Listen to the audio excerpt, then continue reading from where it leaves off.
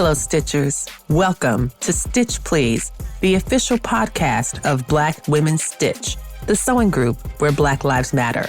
I'm your host, Lisa Woolfork. I'm a fourth-generation sewing enthusiast with more than 20 years of sewing experience. I am looking forward to today's conversation, so sit back, relax, and get ready to get your stitch together.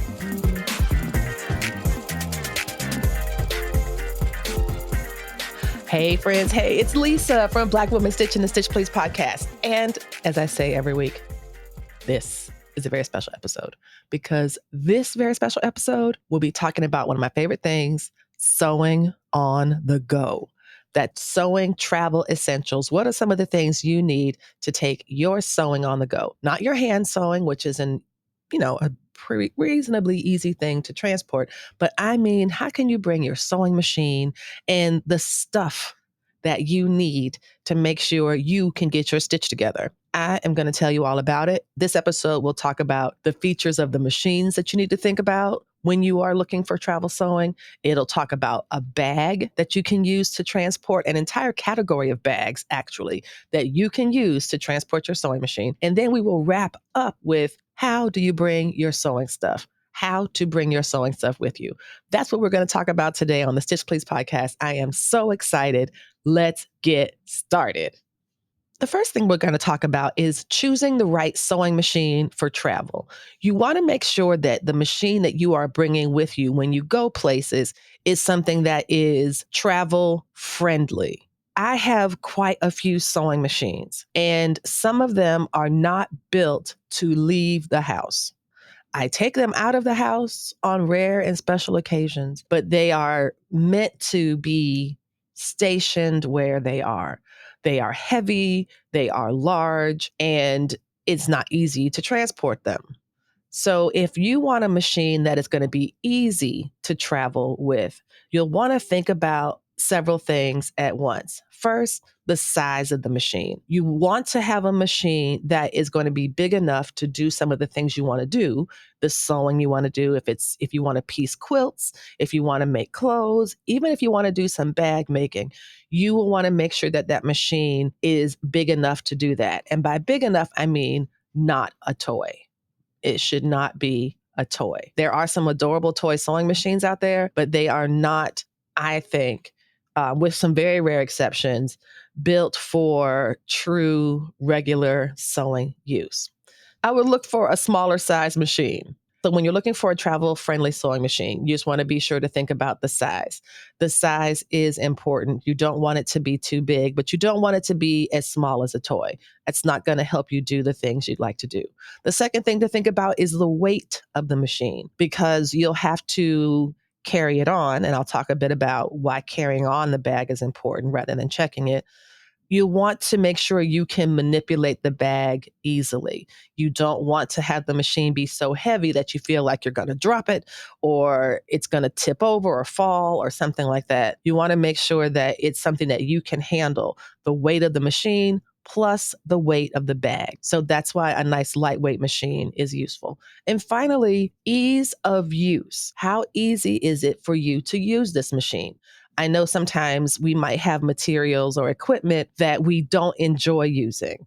Oh, this thing always does this, or I can't stand it does that, or it doesn't do that. And it becomes like a hassle. You'll want to make sure that the machine you choose is something that is easy to work with. This is why I recommend going to sewing machine places to stitch out designs, to see what you want to sew with. I think very often when I look at sewing machine stores and they ask you to sample stitch, they're having you like sample stitch on a sheet of notebook paper. The fabric is so stiff. And I'm like, who on earth is making something with that? Like, really? Like, I am not going to be making anything with these gigantic, huge swaths of paper like fabric. I need something that's more like knit, stretchy, something that is like I would normally wear. So this is something to think about, is your ease of use. And finally, just a reminder, you might have to sacrifice some of your favorite features in exchange for having the machine be smaller and lightweight. So you should consider that is going to be a bit of a trade-off. And finally, a free arm. If the machine has a free arm, it makes it easier to pack because you can remove the free arm and situate it in another part of the bag. I have a video that shows how I pack my travel I have a video that shows how I pack my travel suitcase that way. A free arm can make it easier to do. In addition, that free arm, when you pull off that section, you can store stuff in it. So we'll talk about, like, again, the packing as we get toward the latter part of the episode today. The second part of what we're going to discuss now, part two, is finding the perfect bag for your sewing adventures. So now you've decided on a machine, you know what machine you are going to take. And if you're still looking for a machine that you might want to take, check out the Black Woman Stitch Amazon site. I have an entire folder called Travel Sewing, and in it is the exact machine that I use for my travel and the exact bag because I'm so committed to this. I think that it works really well. It has served me well. I have sewn in airports from Charlotte, North Carolina, Dallas, Texas, Seattle, Washington. Like, I have taken that machine all over the place, and having a little bag for it is perfect. So now we're going to talk about the different type of bags that you can have for your travel sewing machine. One word is going to be important for you when you are searching for bags for travel sewing, and that word is under-seater. That's the word. The word under-seater means a bag that can fit under the seat of an airplane, under the seat in front of you.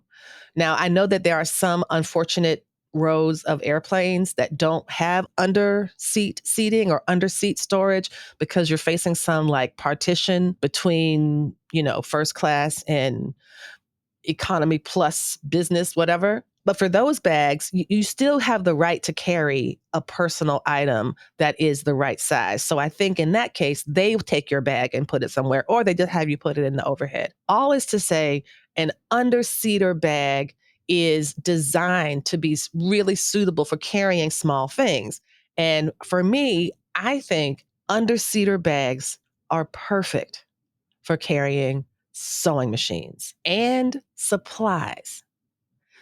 To refresh, the personal item that you are allowed to carry on an aircraft is 18 by 14 by 8. That's 18 inches by 14 inches by 8 inches tall. So it's 18 inches tall or long, it's 14 inches wide, and then the depth of it is about 8 inches. This lets you put a sewing machine in there. And that's what I found using the under-seater bag that I have. And again, the under-seater bag and the machine that I use are in the show notes under the Amazon store. It is also the case that I ran across an article that was talking about 10 different types of under-seater bags. So you can find this if you look at it by category. The under-seater bags are designed to fit within the personal space limits of most airlines.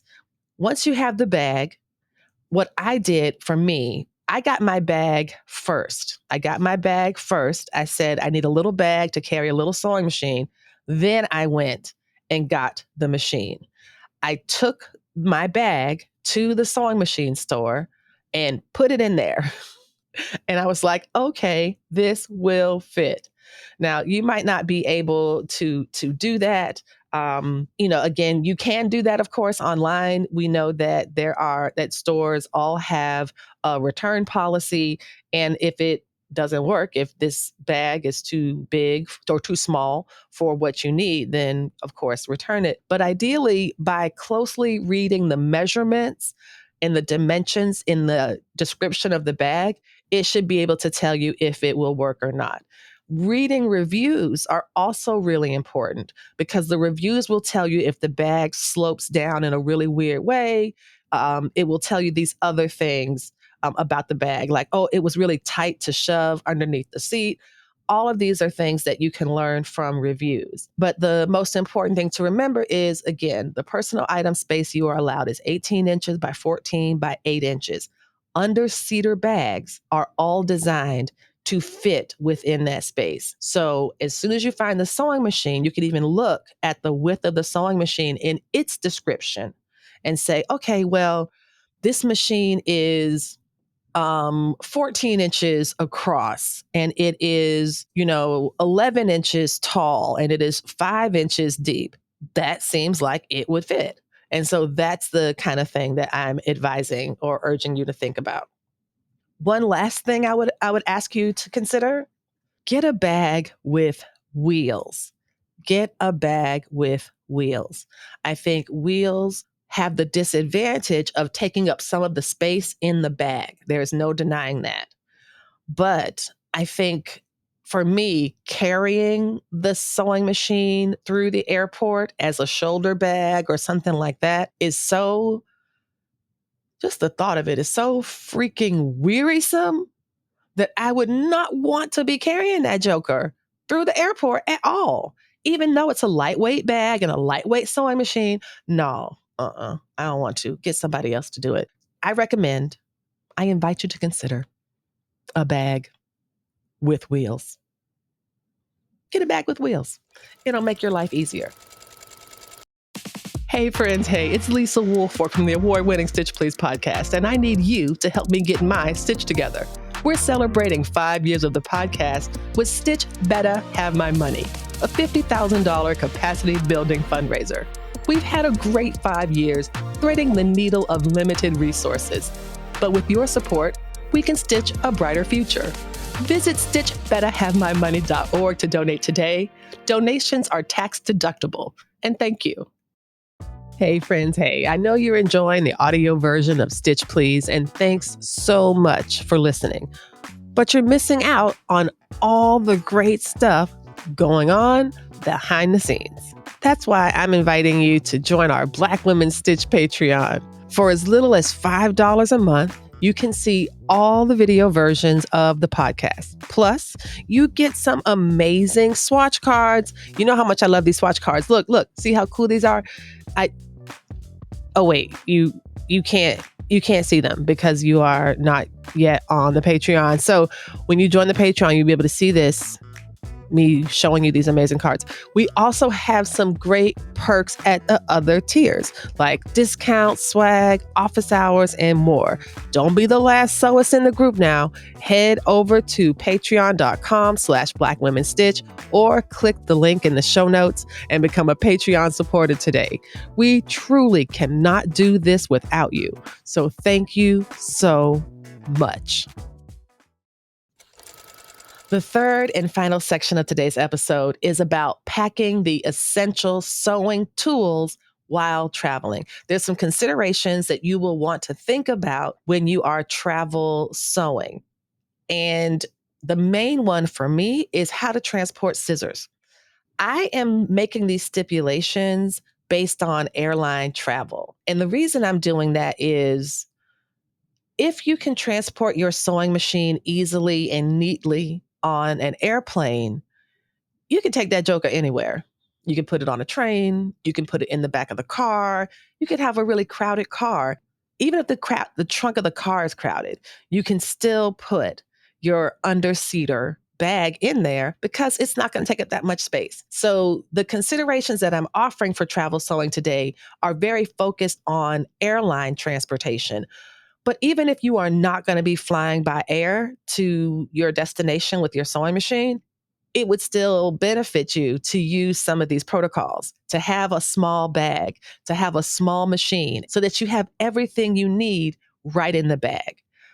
To begin, let's think about a checklist of the must-have tools that you need for sewing on the go. Here are some of the things that you're going to want to put inside the kit that comes with your sewing machine. You know, when you get the sewing machine, there's a little storage box that comes with it. Sometimes it's attached to the free arm. Sometimes it's a whole separate box. But if yours is like the machine that I have in the Amazon store, that box is attached and you can use that for storage. So for me, when I open that box up, this is what I have inside. I've got thread in a light and dark color. I've got needles, universal needles, stretch needles, and sharps, just to have a variety. I also include extra bobbins, my favorite seam ripper, and a bodkin. Like, because y'all know I love bodkins. So just in case, because I do not want to be out there in these streets with a doggone safety pin. No, no, ma'am, no, sir. No, thank you. So those are the things that I have with me that's always in my sewing machine case. That's something that's kind of consistent. However, I'm going to tell you about, and one last thing. It might seem like I'm focusing a lot on airline travel. And the reason I'm doing that is it gives us an efficient way to pack efficiently for travel sewing. If you can pack your travel stuff in such a way that meets the restrictions of the airline, it's going to benefit you for other travel sewing. You could take your sewing machine on the train. You could take it on a bus. You could take it on a car trip. And even if the car is crowded, your little bag with all your stuff in it is only 18 by 14 by 8. Like, I think I've seen Barbie doll boxes like that big, like those American Girl boxes, those dolls. It's not that big. So this is why I think it's the advice about airline travel and travel sewing is relevant for other types as well. But the one I wanted to make sure that you just paid attention to was the restriction about scissors. There's no needles, because of, TSA, they're very concerned about sharps, having sharps and sharp things on the airline. Those can be easily weaponized. They can be dangerous to self and others. And so they are not wanting you to carry, sharp puncture weapon-like things, right? And so this does not include needles. This does not include knitting needles even. It doesn't include anything like that's not intended to be a weapon. But when it comes to scissors, they have made an important designation, and that is that it is not permitted to have scissors on the plane that are any longer than 4 inches. The scissors must be 4 inches or less from the pivot point in order to be airplane safe. I am much more comfortable with the snips and smaller scissors. Similarly, rotary cutters. I'm not sure if they even know what a rotary cutter is, but I have a feeling if like a TSA agent picked it up and thought it was a pizza cutter and put it on their hand or something, and yeah, I think that would not be good. So use your discernment, use your discretion as you are packing for your travel sewing. The last thing I want to tell you is a bit of a hook for a future episode, and that is about the beauty of a sewing machine apron. I call it a sewing machine apron, but it's really like a tool roll or a tool kit that I made. I custom made it for my machine, and it's designed to travel with that machine, and it has so many onboard tools that live in the apron. The apron has 3 tiers of pockets. It includes all sorts of stuff: hand sanitizers, lip gloss, tweezers, safety pins, more bodkins, a stylus slash stiletto, pins, like just so much stuff. And all I do is take the roll, fold it up, and put it inside the travel sewing underseater bag. And that way I have everything that I need. So in a future episode, be ready to learn more about that sewing machine apron. It's a fun thing to make. It's not very difficult. And I will walk you through how I made mine so that you can make yours too. Well, we hope you have enjoyed this episode of the Stitch Please podcast, where we were talking about travel sewing and how to do it. To review, there's 3 things to think about. 1, the right machine. 2, the right bag for the machine. And 3, how to put your stuff in the bag so that you have it ready to go. And those answers are: you use the free arm storage that came with the machine and or a sewing machine apron, and you put those 2 together and you will have everything together in the bag ready to roll. We hope you've enjoyed this episode of the Stitch Please podcast and that you are more excited than ever to bring your sewing machine along while you travel and have a good time. Remember, one of the advantages of having an under-seater bag is that it can always fit under your seat. You do not have to gate check it. And I would advise using an under-seater bag because you can keep it with you at all times. I want to keep my sewing machine with me at all times. I don't want it to go under the plane. I don't want it to be gate checked. I want to keep it with me at all times, and an under-seater bag is perfect for that. We hope you've enjoyed this episode of the Stitch Please podcast. I certainly had a good time talking with you about travel sewing, one of my favorite things, and come back next time and we'll help you get your stitch together. You've been listening to Stitch Please, the official podcast of Black Women Stitch, the sewing group where Black Lives Matter. We appreciate you joining us this week and every week for stories that center Black women, girls, and femmes in sewing. We invite you to join the Black Women Stitch Patreon community with giving levels beginning at $5 a month. Your contributions help us bring the Stitch Please podcast to you every week. Thank you for listening. Thank you for your support, and come back next week and we'll help you get your stitch together.